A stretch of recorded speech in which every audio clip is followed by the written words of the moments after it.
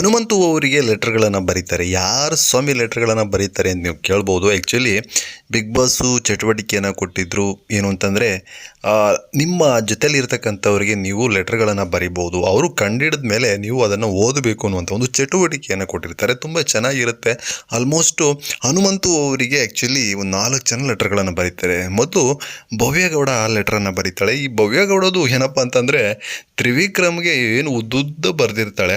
ಆದರೆ ಹನುಮಂತುಗೆ ಮಾತ್ರ ನಿಮಗೆ ಏನು ಬರೀಬೇಕು ಅಂತ ಗೊತ್ತಾಗಲಿಲ್ಲ, ನನಗೆ ಬರೆಯೋಕ್ಕೂ ಅಷ್ಟಾಗಿ ಬರಲ್ಲ ಅಂತ ಏನು ಡೌಗಳಂತಾರಲ್ಲ ಆ ರೀತಿ ಎಲ್ಲ ಮಾಡಿ ಬರೆದಿರ್ತಾಳೆ. ಆ್ಯಕ್ಚುಲಿ ಅವಳು ನಿಂತ್ಕೊಂಡು ಓದ್ತಾಳೆ.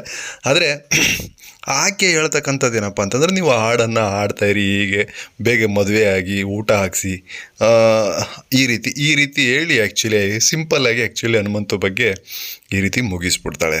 ಎಸ್, ಇನ್ನು ಮಂಜಣ್ಣ ಆ್ಯಕ್ಚುಲಿ ತುಂಬ ಆಪ್ತನಾಗಿ ಬರೆದಿರ್ತಾನೆ.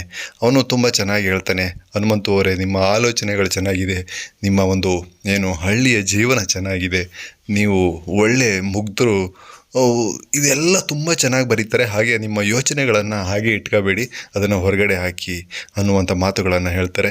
ಇದಕ್ಕೆ ಆ್ಯಕ್ಚುಲಿ ತುಂಬ ಮೆಚ್ಚುಗೆಯನ್ನು ವ್ಯಕ್ತಪಡಿಸ್ತಕ್ಕಂಥದ್ದು ನಮ್ಮ ಹನುಮಂತು ಅವರು ಹೇಳ್ತಾರೆ, ಮಂಜಪ್ಪ ಕಾಕ, ನೀನು ನನ್ನ ಬಗ್ಗೆ ತುಂಬ ಚೆನ್ನಾಗಿ ಹೇಳಿದಿ, ಇದನ್ನು ನಾನು ಉಳಿಸ್ಕೊಳ್ತೀನಿ, ನಿಮ್ಮ ಆಶೀರ್ವಾದ ನನ್ನ ಮೇಲೆ ಹೇಗೆ ಇರಲಿ ಅಂತಂದರೆ, ಆ್ಯಕ್ಚುಲಿ ಈ ಬಿಗ್ ಬಾಸ್ ಗೆಲ್ಲೋಕ್ಕೆ ಅವರ ಆಶೀರ್ವಾದ ತುಂಬ ಅವಶ್ಯಕತೆ ಇದೆ.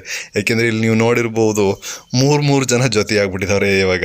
ಈಗಾಗಲೇ ತ್ರಿವಿಕ್ರಮ್ ಅವರಾಗಿರ್ಬೋದು, ರಜತ್, ಭವ್ಯಗೌಡ, ಇವರು 3 ಜನ ಒಂದು, ಈ ಕಡೆ ಮೋಕ್ಷಿತ, ಮಂಜಣ್ಣ, ಹನುಮಂತ ಒಂದು, ಈ ರೀತಿ ಆಗ್ಬಿಟ್ಟೈತೆ. ಹಂಗಾಗಿ ನಿಮ್ಮ ಆಶೀರ್ವಾದ ಬೇಕು ಮಂಜಣ್ಣ ಅನ್ನೋ ಥರ ಇತ್ತು ಅದು ಆ್ಯಕ್ಚುಲಿ.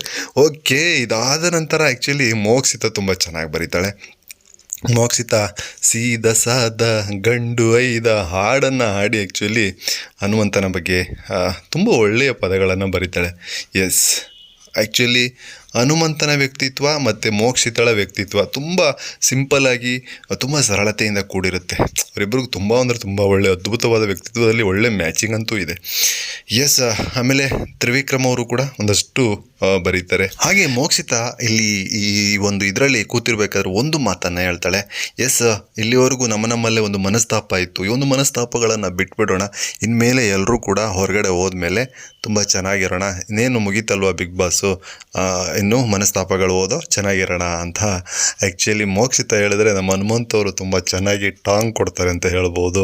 ಹಂಗೆ ಅನ್ಬೇಡ್ಬೇ, ಆ್ಯಕ್ಚುಲಿ ನಾಳೆ ನಾಡಿದ್ದೇ ಇರತಕ್ಕಂಥದ್ದು ಫಿನಾಲೆ, ನಾಳೆಯಿಂದಲೇ ಸ್ಟಾರ್ಟ್ ಮಾಡಿಬಿಡ್ತಾರೆ ಇವರ ಒಂದು ರೌದ್ರಾವತಾರಗಳನ್ನು ಅಂತ ಆ್ಯಕ್ಚುಲಿ ತುಂಬ ಚೆನ್ನಾಗಿ ಕಾಲೆಳಿತಾನೆ ಹನುಮಂತು. ಎಲ್ಲರೂ ಏನು ಕೇಕೆ ಹಾಕೊಂಡು ನಗ್ತಾರೆ. ಎಸ್, ಅದು ಸತ್ಯ. ಆ್ಯಕ್ಚುಲಿ ಆ ಇದರಲ್ಲಿ ಮುಳುಗೋಗ್ಬಾರ್ದು, ಯಾಕೆಂದರೆ ಇರತಕ್ಕಂಥದ್ದೇ ಈಗ ಫಿನಾಲೆ. ಇನ್ನೊಂದು 2-3 ದಿವಸಗಳೇನಿದೆ, ಇದು ತುಂಬ ರಫ್ ಆಗಿರುತ್ತೆ. ಇಲ್ಲಿ ಎಲ್ಲರದ್ದು ಮುಗೀತು ಅಂತ ತಿಳ್ಕೊಳ್ಳೋದು ಮೋಕ್ಷಿತ ಅವರ ತಪ್ಪಾಗುತ್ತೆ. ಹನುಮಂತವರು ತುಂಬ ಚೆನ್ನಾಗಿ ಹೇಳಿದ್ದಾರೆ. ಆ್ಯಕ್ಚುಲಿ ಅದು ಬೇಕಾಗಿರೋದ್ರಿಂದಲೇ ಅದಿದೆ ಹನುಮಂತವರಿಗೆ. ಅದನ್ನು ಉಪಯೋಗಿಸಿಕೊಂಡು ಗೆಲ್ಲಿ ಅನ್ನೋದು ಕೂಡ ತುಂಬ ಜನರ ಒಂದು ಹಾರೈಕೆಯನ್ನು ಕೂಡ ಆಗಿದೆ. ನಿಮ್ಗೇನು ಅನಿಸ್ತಿದೆ ಕಮೆಂಟ್ ಮಾಡಿ.